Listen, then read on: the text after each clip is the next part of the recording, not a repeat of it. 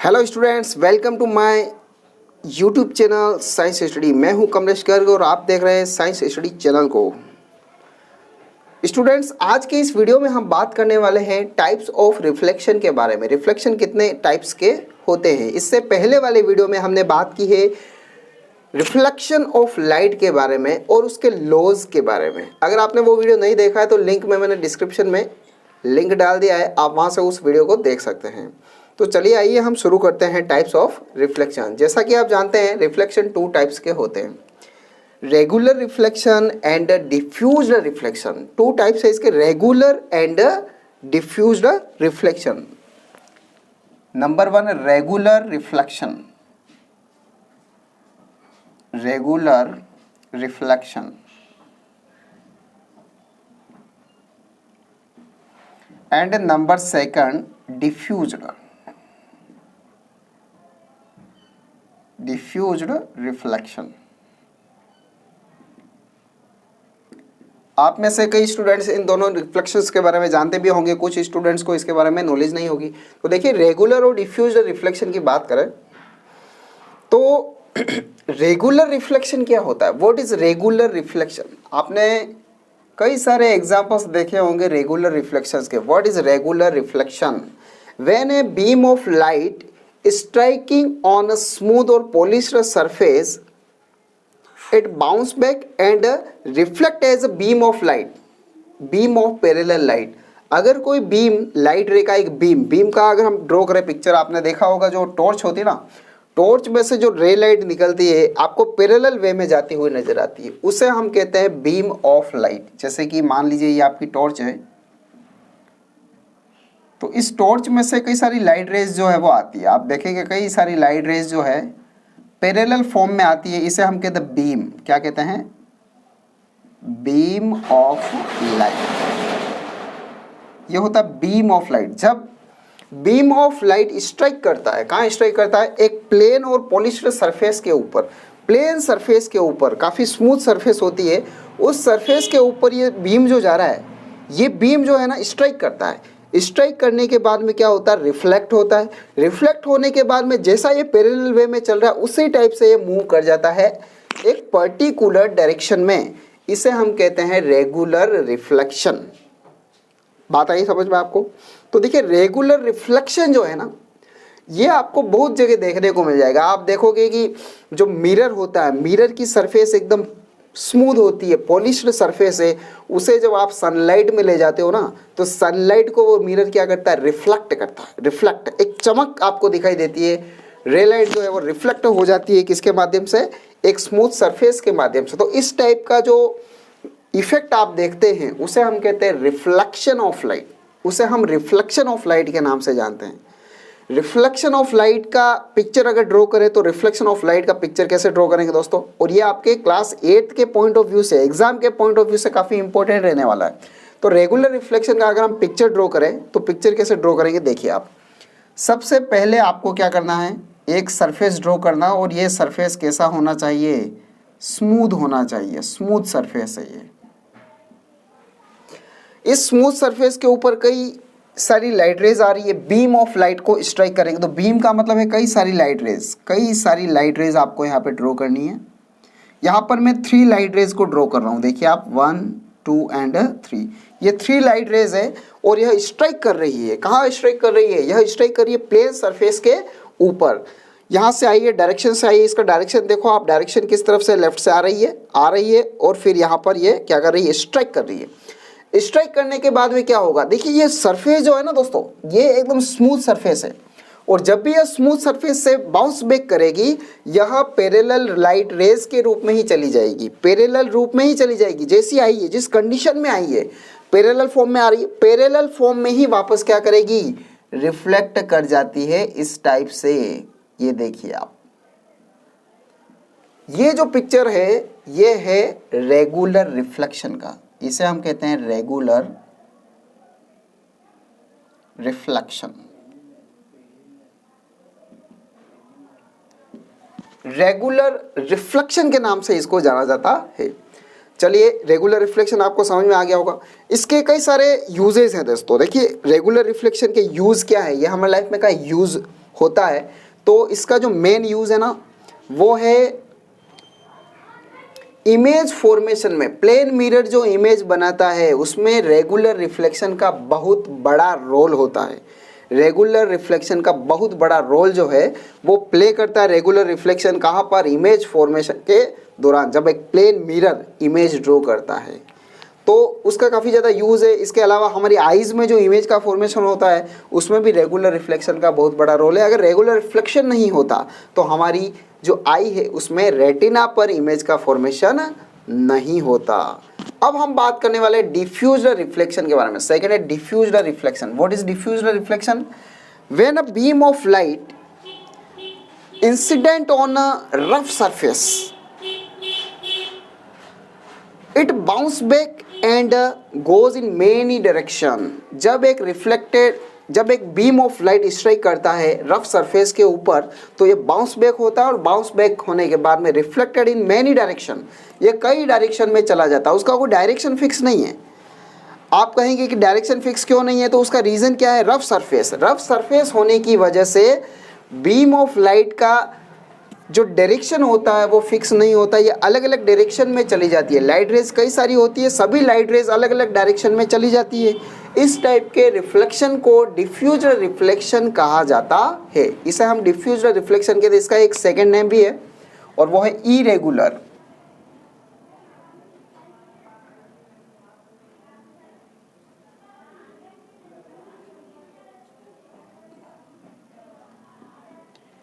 Irregular reflection, इसे हम irregular reflection भी कहते हैं।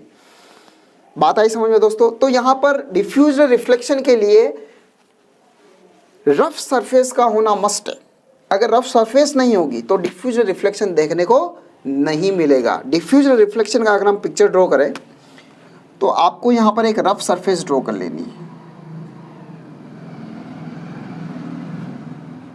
इस टाइप से आपको एक रफ सरफेस जो है वो ड्रॉ कर लेनी है। ये आपकी रफ सरफेस है। अब इस रफ सरफेस के ऊपर हम बीम ऑफ लाइट को गिराएंगे। यहाँ से आप मान लीजिए आपके पास में एक टॉर्च है और इसमें से बीम ऑफ लाइट जो है वो आप गिरा रहे हैं। तो यहाँ पर ये देखिए 3 लाइट रेज मैंने वापस से यहाँ ड्रॉ कर ली है इस टाइप से। ये पैरेलल लाइट रेज है और यह पैरेलल लाइट रेज अब क्या करेगी? रिफ्लेक्ट करेगी, बाउंस बैक होगी यहाँ से। तो इसका कोई डायरेक्शन नहीं है, या मेनी डायरेक्शन, कई सारी डायरेक्शन में चली जाती है। मान लीजिए ये लाइट रेज जो है वो इस टाइप से मूव कर जाती है और ये लाइट रेज जो है वो इस टाइप से मूव करती है, इसको क्रॉस करती हुई चली जाती है। ये लाइट रेज जो है वो इस टाइप से मूव करती है। तो यहाँ पर इस टाइप के पिक्चर को क्या कहा जाएगा? Diffused reflection. Diffused reflection.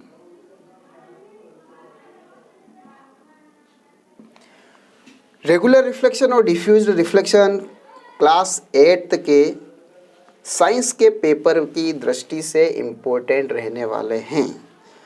अगर हम एग्ज़ाम के पॉइंट ऑफ व्यू से बात करें तो रेगुलर और डिफ्यूज्ड रिफ्लेक्शन के डायग्राम्स पूछे जा सकते हैं। काफ़ी ज़्यादा प्रोबेबिलिटी है कि एग्ज़ाम में आएगा, फिक्स है।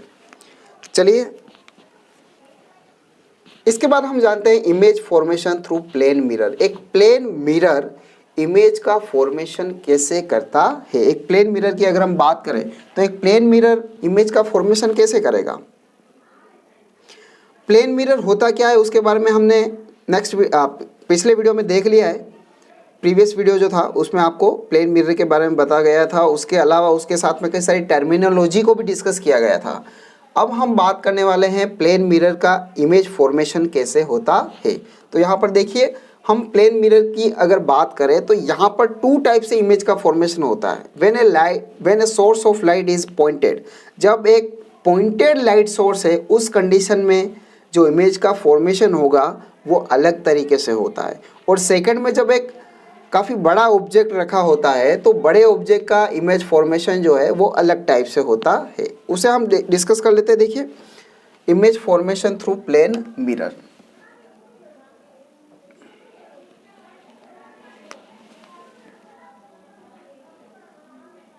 इमेज फॉर्मेशन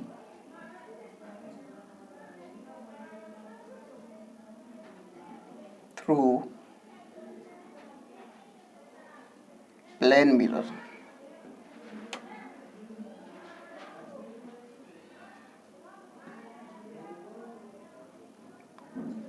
प्लेन मिरर से इमेज का फॉर्मेशन कैसे होता है।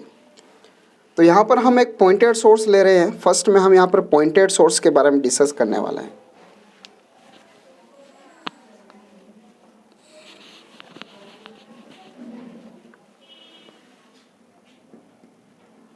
When object is a point source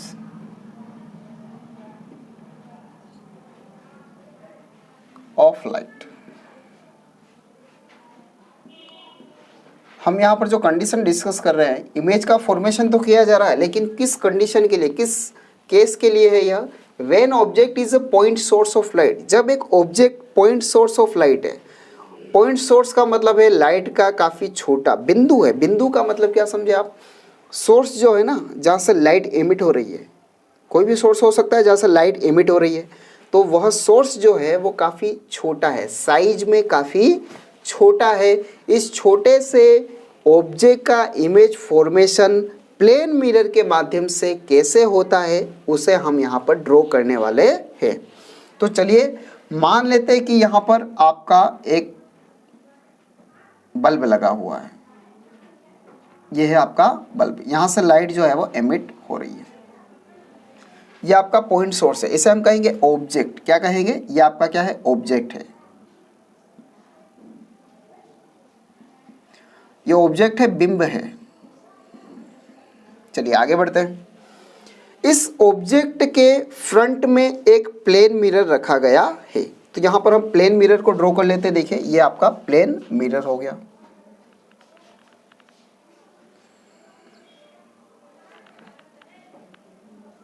और ये मैंने यहां पर इसके पीछे जो पॉलिश होती है, सिल्वर पॉलिश, उसको ड्रॉ कर लिया। चलिए ये है आपका मिरर, इसे हम नाम देंगे क्या? मिरर। कौन सा मिरर है ये? प्लेन मिरर है। अब देखिए इमेज का फॉर्मेशन कैसे होता है। आपने रिफ्लेक्शन और लॉज ऑफ रिफ्लेक्शन तो यूज में लिए ही है, पहले हमने उसके बारे में डिस्कस कर लिया है। तो यहाँ पर रिफ्लेक्शन और उसके लॉज का यूज करना है। यहाँ पर हम फर्स्ट जो रे लाइट है उसे हम पैरेलल रूप में आगे बढ़ा रहे हैं। ये देखिए यहाँ से एक लाइट रेज जो है वो स्ट्राइक करती है और यह किस तरफ जाती है? मिरर की ओर जा रही है। ये लाइट रेज जो है ना दोस्तों, वो मिरर की ओर जा रही है। अब देखिए ये आपकी सरफेस है। अगर हम यहाँ पर सरफेस और इस इंसिडेंट लाइट की बात करें, जहाँ पर यह इंसिडेंट लाइट स्ट्राइक कर रही है, यहाँ पर अगर हम नॉर्मल ड्रॉ करेंगे तो ये नॉर्मल जो होगा ना, ये नॉर्मल इसी रे लाइट के ऊपर होगा। ये नॉर्मल भी यहीं पर है क्योंकि 90 डिग्री क्रिएट करता है और यहाँ पर रे लाइट जो है वो भी क्या कर रही है? 90 डिग्री क्रिएट कर रही है। नॉर्मल हमेशा सरफेस के साथ 90 डिग्री क्रिएट करता है और वहीं से उसी 90 डिग्री से क्या कर रही है? रे लाइट जो है वो भी मूव कर रही है, आगे बढ़ रही है।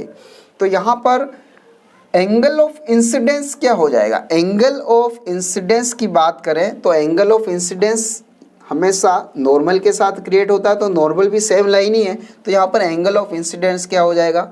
0 डिग्री हो जाएगा। तो यानी कि 0 डिग्री के साथ में यह लाइट यहाँ पे स्ट्राइक करती है और रिफ्लेक्ट होने के बाद में भी यह 0 डिग्री ही क्रिएट करेगी। तो जिस पाथ से यह आ रही है उसी पाथ से यह रिफ्लेक्ट होकर के वापस चली जाती है। बात आई? बात समझ में आई दोस्तों आपको?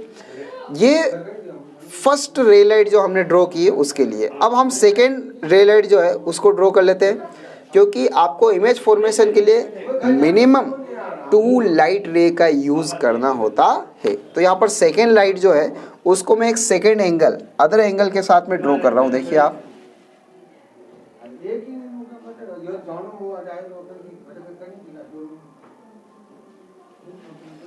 ये इस टाइप से एंगल क्रिएट करिए। अगर मैं यहाँ पे नॉर्मल ड्रॉ करूँगा ना दोस्तों, वो नॉर्मल इस टाइप से हो जाएगा। ये आपका यहाँ पे इस पॉइंट के लिए नॉर्मल हो जाएगा और ये आपका एंगल आई हो जाएगा। जिस एंगल से यह लाइट रे स्ट्राइक कर रही है मिरर के ऊपर, उसी एंगल से यह रिफ्लेक्ट हो जाएगी। तो यहाँ पर देखिए जिस एंगल से यह आ रही है ना दोस्तों, उसी एंगल से क्या करती है? रिफ्लेक्ट हो जाती है और यहाँ पर एंगल बनता है आपका angle R, angle of reflection. अब देखिए इमेज का फॉर्मेशन कैसे होता है। तो यहाँ पर आप देख रहे हो, यहाँ पर ये जो फर्स्ट रिफ्लेक्टेड लाइट है यह इस डायरेक्शन में मूव कर रही है, ये इस टाइप से आगे मूव कर रही है, और सेकेंड जो रिफ्लेक्टेड लाइट है यह इस डायरेक्शन में मूव कर रही है। तो इन दोनों का क्रॉस होना पॉसिबल नहीं है। जब तक इंटरसेक्टिंग पॉइंट नहीं आएगा रिफ्लेक्टेड लाइट्स का, तब तक इमेज का फॉर्मेशन नहीं होता है। जब यह इस साइड में मूव नहीं कर रही है, एक दूसरे को क्रॉस नहीं कर रही है ना, उस कंडीशन में हम इन्हें क्या करते हैं, बैकवर्ड डायरेक्शन में इंक्रीज कर लेते हैं। तो बैकवर्ड डायरेक्शन में इंक्रीज कर लेते हैं। चलिए फर्स्ट रे लाइट को हम बैकवर्ड डायरेक्शन में इंक्रीज कर लेते हैं, यह फर्स्ट लाइट। उसी टाइप से सेकेंड लाइट को भी हम बैकवर्ड डायरेक्शन में इंक्रीज कर लेते हैं। ये देखिए आपको यहाँ पर एक इंटरसेक्टिंग पॉइंट मिल चुका है, और ये जो इंटरसेक्टिंग पॉइंट होगा ना, यहीं पर आपका क्या होगा, यहीं पर आपका लाइट सोर्स का इमेज बनेगा। ये आपका इमेज है। तो इमेज का फॉर्मेशन कैसे होता है, आई बात समझ में आपको? बहुत इजी पिक्चर है। When object is point source of light, यह जो इमेज का फॉर्मेशन हमने किया है यह एक पॉइंट सोर्स के लिए है। ये है आपका इमेज, इसे हम प्रतिबिंब कहते हैं। इसी वे में आप हमेशा देखते हो प्लेन मिरर के सामने खड़े होते हैं, अपने आप को देखते हो, तो वो जो इमेज होता है ना आपका प्लेन मिरर में, वो इसी टाइप से ड्रॉ होता है, इसी टाइप से बनता है। और इसकी एक खास बात क्या है, जिस डिस्टेंस पे आप खड़े होंगे ना, ये मिरर से आपकी जो डिस्टेंस है वही डिस्टेंस इमेज और मिरर के बीच में भी होगी। अगर मान लीजिए आप यहाँ पर 1 मीटर की डिस्टेंस पे खड़े हैं, ऑब्जेक्ट की डिस्टेंस यहाँ से 1 मीटर की है, तो जो इमेज बनता है ना वह भी मिरर से 1 मीटर की डिस्टेंस पर ही बनता है। यानी कि ऑब्जेक्ट और इमेज के बीच की डिस्टेंस जो होती है वह ऑब्जेक्ट और मिरर की डिस्टेंस की डबल होती है। 1 + 1 2 मीटर, यानी कि ऑब्जेक्ट और इमेज के बीच टोटल डिस्टेंस कितनी हो जाएगी, 2 मीटर की डिस्टेंस हो जाती है। क्लियर? अब इसी का सेकेंड पार्ट जो है उसको भी हम क्लियर कर लेते हैं। देखिए सेकेंड जो पार्ट है, when light is extended source of light, when light is extended source of light,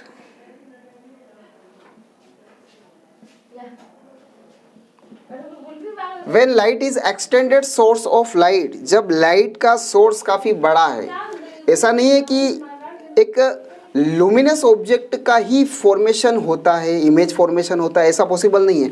हमारी बॉडी तो लुमिनस नहीं है, फिर भी वो क्या करती है, इमेज का फॉर्मेशन होता है। आप रोज़ अपनी बॉडी का इमेज कहाँ देखते हो, एक प्लेन मिरर के अंदर देखते हो। तो यहाँ पर होता ये है कि जो लाइट है ना, सनलाइट, वह हमारे ऊपर स्ट्राइक करती है, गिरती है, और स्ट्राइक करने के बाद में वो अगेन रिफ्लेक्ट हो जाती है। डिफ्यूज्ड रिफ्लेक्शन जो है वो बार बार होता रहता है, और उसी डिफ्यूज्ड रिफ्लेक्शन की वजह से हमारा इमेज जो है वो प्लेन मिरर बना लेता है। तो यहाँ पर हम जो इमेज ड्रॉ करने वाले हैं वो एक पेंसिल का इमेज ड्रॉ करने वाले हैं, और यह पेंसिल जो है वो एक्सटेंडेड सोर्स है, उसकी लेंथ जो है वो काफ़ी बड़ी है। यहाँ पर एक छोटा सा पॉइंट सोर्स था, लेकिन अब जो पेंसिल का इमेज हम ड्रॉ करने वाले हैं उसकी लेंथ काफ़ी बड़ी रहने वाली है। तो देख लीजिए आप, यहाँ पर आपके पास में एक मिरर है,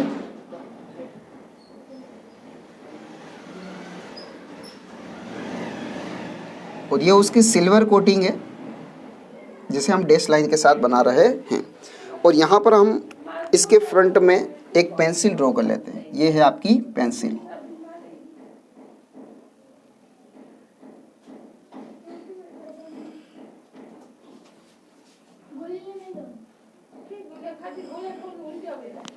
तो ये पेंसिल जो है वो आपका ऑब्जेक्ट हो जाएगा। ये क्या चीज़ है, ये है आपका ऑब्जेक्ट। अब देखिए यहाँ पर सबसे पहले इंसिडेंट लाइट जो है वो ड्रॉ करनी होगी। तो यहाँ पर जो पॉइंट है, इस पेंसिल के पॉइंट हम ले लेते हैं A and B. First point A जो है, यहाँ से एक इंसिडेंट लाइट जो है वो स्ट्राइक करने वाली है। देखिए यहाँ पर एक स्ट्राइक कर रही है लाइट्स, और स्ट्राइक करने के बाद में यह इस फॉर्म में आगे रिफ्लेक्ट हो जाती है। सिमिलरली सेकेंड जो लाइट है, यह भी स्ट्राइक करती है और यह भी आगे मूव कर जाती है। क्लियर?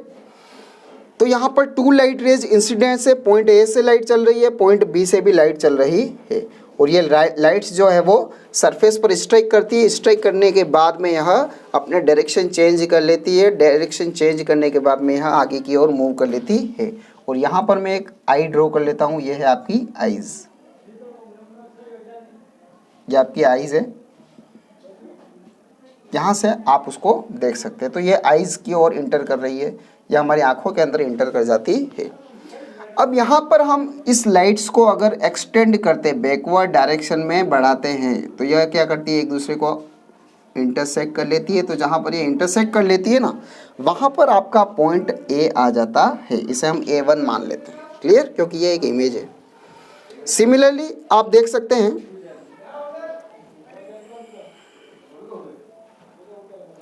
सेकेंड सोर्स जो है वो कैसे ड्रॉ करेंगे। तो देखिए, एक और लाइट रेज आपको यहाँ से, यहीं से लेनी है, पॉइंट ए से आगे बढ़ती है, यह इंसिडेंट होती है इस फॉर्म में, स्ट्राइक कर जाती है।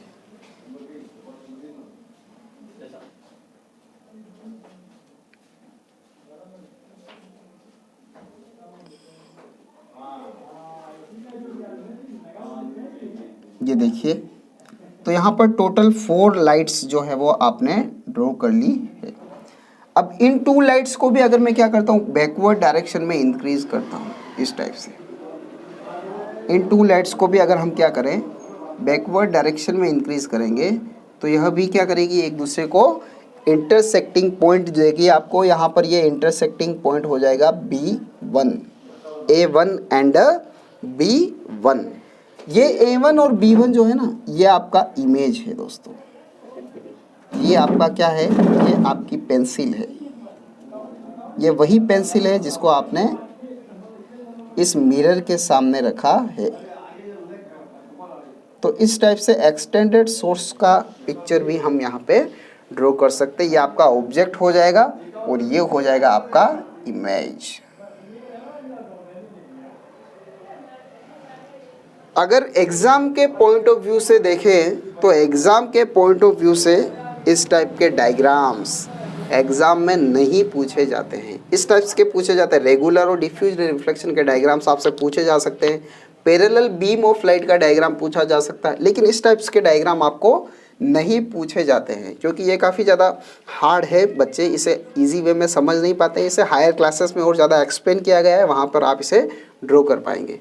तो इस टाइप से प्लेन इमेज, प्लेन मिरर जो होता है ना, वो इमेज का फॉर्मेशन करता है। आपको 2 केस है, दोनों के दोनों केस आपको बता दिए गए हैं। अब बात करते हैं कि ये जो इमेज बनेगा ना, यहाँ पर देखिए आपका ये फर्स्ट इमेज ये था और सेकंड इमेज ये है। दोनों ही इमेज की कुछ कैरेक्टरिस्टिक्स होती है, कुछ लक्षण होते हैं, कुछ नेचर होता है। वो नेचर कैसा है, ये जो इमेज यहाँ पे बना है, ये किस टाइप का इमेज है। प्लेन मिरर जो इमेज ड्रॉ करता है, जिस टाइप्स के इमेज बनाता है, वह इमेज किस टाइप्स के होते हैं, उसका नेचर कैसा होता है। तो यह इरेक्ट और वर्चुअल होता है, erect and virtual. Plane mirror का इमेज जो है इरेक्ट होता है। देखो कैरेक्टरिस्टिक्स की बात करें,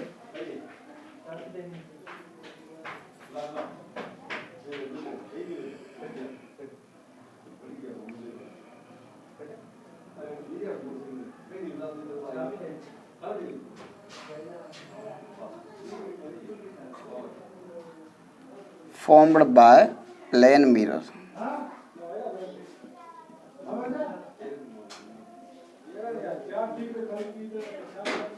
और ये जो क्वेश्चन है ना, ये काफ़ी वेरी इंपॉर्टेंट क्वेश्चन है दोस्तों। सबसे इम्पोर्टेंट क्वेश्चन जो है वो यही रहने वाला है। रेगुलर और डिफ्यूज रिफ्लेक्शन के बाद में characteristics of image formed by plane mirror. Plane mirror जो इमेज बनाता है उसकी क्या कैरेक्टरिस्टिक्स होती है, क्या विशेषताएं हैं।